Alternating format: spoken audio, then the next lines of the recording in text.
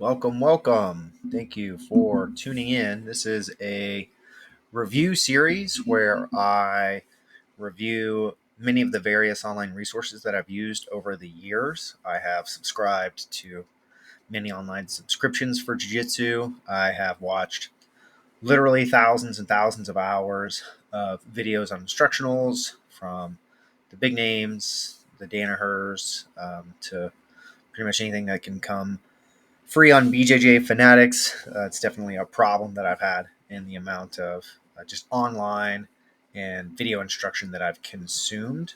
Of course, any jiu-jitsu practitioner will tell you, you can only make gains when you're actually on the mats, but you can supplement things that are going to help you work out problem issues you might have, or you might be able to use online resources in order to enhance your growth in jiu-jitsu. And online instructionals is one way to do that. Today, I'm reviewing one of the big ones that's come out recently, and that is the 32 Principles of Jiu Jitsu from Gracie University. Rener and his brother put out this within the last year, I believe, and I've watched it all the way through one time, and so now I'm doing a review. I'm going through and rewatching it. So, um, anyone who's seen Rener before, he calls it the Henergy, and his love of jiu-jitsu, him and his brother, the repartee that they have, the back and forth, the talking, he's always smiling, he's always got great energy, and you really can't replicate it. And I think he has one of the greatest passions visually that you can see in himself for jiu-jitsu, and definitely I feel his love of jiu-jitsu, and it makes me love jiu-jitsu more. And so on that alone, I think he has really great products. So for the 32 Principles of Jiu-Jitsu, it was originally created so they could make it for their purple belts. It was essentially going to be kind of a purple belt curriculum, and then they kind of expanded it as they made it. In watching it, I think the 32 principles is kind of an arbitrary number, but they have some pretty good content on it. You're not going to learn a lot of actual techniques. I have a different video that I discussed this about a conversation about between a principle based learning of jiu-jitsu and a reductionist version of jiu-jitsu. And so you're going to have this principle-based jiu-jitsu, which is what this concept is all about. It's all about principles, right? You're not learning a lot of techniques in and of themselves. So a lot of that you're going to have to get from your instructor if you're looking to supplement your goals, your development in jiu-jitsu. This one's really good because, number one, the first thing that I think is best about this is the visuals. They really, I don't know if they did it themselves. I'm assuming they hired someone. They probably hired a professional company or individual expert to do their video editing, as someone who's, as you can see, trying to do a little bit of video editing. It's not easy. It's not easy to do video editing. It's not easy to do. They have a lot of highlights where they focus in on hands and feet and contact. And as we'll see in the first module, I would say for people who are visual learners, this is one of the best instructionals I have ever seen, because instructionals usually are, if you get a Danaher video, it's going to be like 12, 14 hours of just this really protracted. I mean, it's great content. I love everything Danaher's ever put out, but it's dense, it's long, and it's just a showing of techniques or principles as he's talking. In 32 Principles of Jiu-Jitsu, they have really good visuals. They show a lot of animations. They show a lot of things that I think for people who are highly visually attuned, I think it's going to be really good.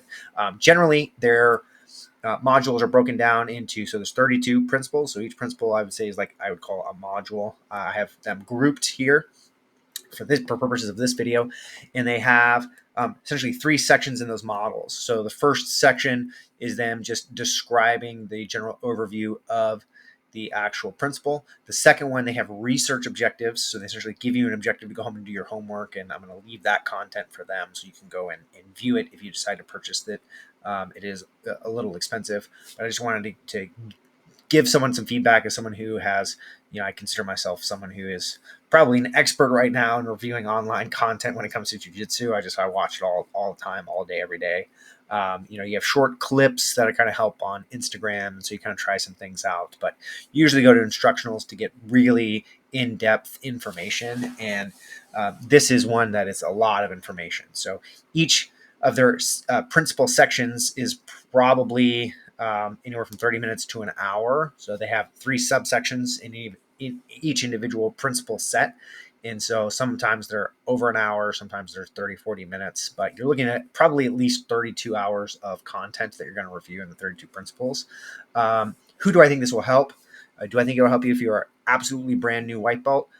It might. It might. So the discussion of the principles in and of themselves might not be the absolute best, but as you're developing and you're learning techniques from your coach, their research and sparring sections. So they have a research section which tells you to identify certain techniques that you're taught. I think they say 9 in most of them. Find 9 techniques to break down and kind of highlight this principle. And then in your sparring, look to implement these principles that they're telling you in your sparring. And I think those last 2 parts, especially for white belts, because white belts are always like, man, I don't know what to do. I need an idea of what to do. I don't know where I'm going. That's one of the most common things about brand new white belts. It's like, I learned this technique. You showed me an arm bar, but I didn't even get there. I couldn't pass the guard. I couldn't do these things. And this will be something that, it's not going to change the outcomes. If you're going against higher belts and you're a white belt, I want to submit a black belt. It's not how it works. You have to spend a lot of time to learn and develop the skills to do that.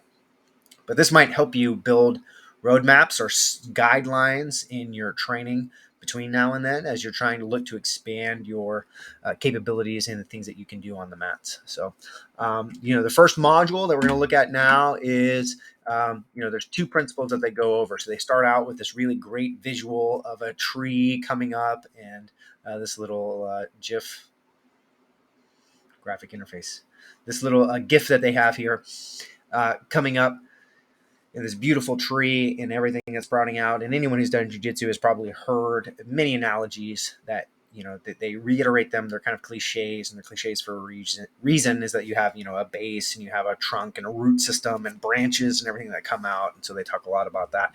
And so their main first 2 principles are connection and detachment. And the first one, connection, nothing really groundbreaking here, but what I'll say is visually, this is a great one because they have a lot of highlighting on, they say that we have 32 modalities of connection. And again, I think these numbers are probably arbitrary. They eventually had to limit them at some point, but it goes with their theme.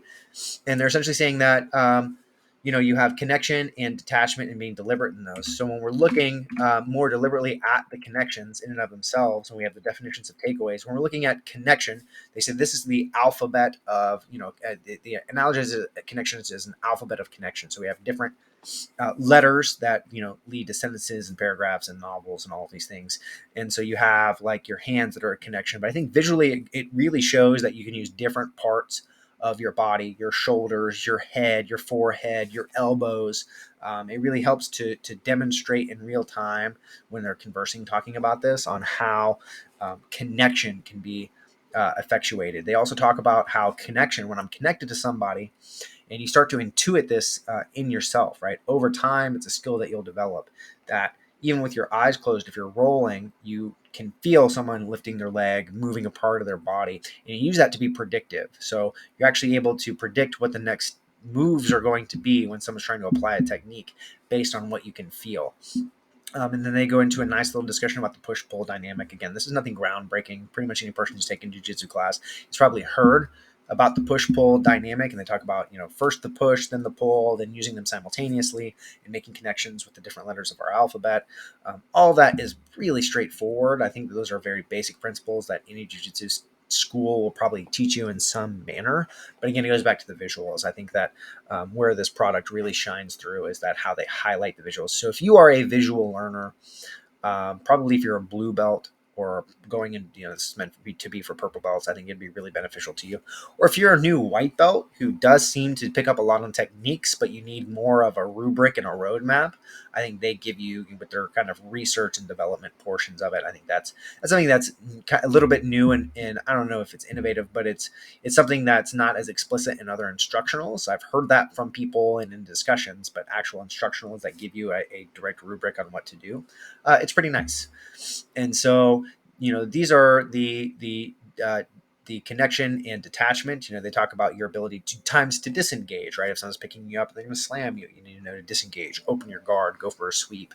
There's a lot of if you're hovering over someone, he refers to, Henner refers to as kind of a wet blanket, is you're kind of hovering and floating over someone. That kind of detachment, timed and controlled detachment, can lead to you getting ahead in transitions. And so you can actually look to the next position.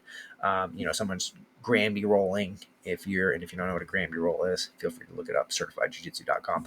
And you're going to put your knee on belly on them, something like that. And so those are, kind of the idea of detachment. And I think someone who's probably the best in the world right now at this detachment theory on how they just kind of float on people is Ronaldo Jr. So if you look at some of Ronaldo's highlights, he actually gave me this nice little bit of cauliflower ear. We rolled one time, gave me cauliflower ear.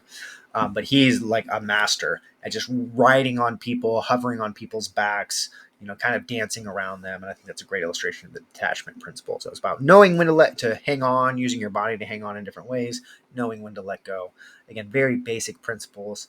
But I think that the visuals and the way they're articulated and the energy are really good. So something that could likely be beneficial for you. So this is just the first part when we're looking at the first two principles and we're talking about the trees and the modules here.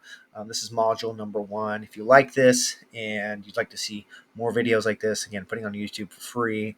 I don't make any money. I'm not monetized on my channel, so I'm just doing this for my students and anyone who subscribes to the channel. I want to have a whole series where I review and discuss a lot of the online tools that I've used over the years to help me really accelerate my training to brown belt. I got to brown belt really quickly, and I've been competing on the national circuit and had some success and trained with some of the best in the world. And so, there is no substitute. There is no substitute for training. There's no substitute for being on the mats, but there are things that can help accentuate your training, things that can make it, more methodical, more deliberate, and can help you understand things if you're struggling. And so these 32 principles, I'm giving a basic overview here. I'm going to be grouping them together into subparts and then breaking them down again to try to limit the amount of content, so you can have an informed decision whether or not you want to buy their 32 hours worth of content and give it a review. I really enjoy the visuals, and I think that it has a lot of good things for people who are newer to jiu-jitsu. So I think, if you're a blue belt, white, you've been a white belt for a while, blue belt, purple belt, I think this is a really good resource for you. And I'll talk more about the other principles and the other modules. All right, thanks for tuning in.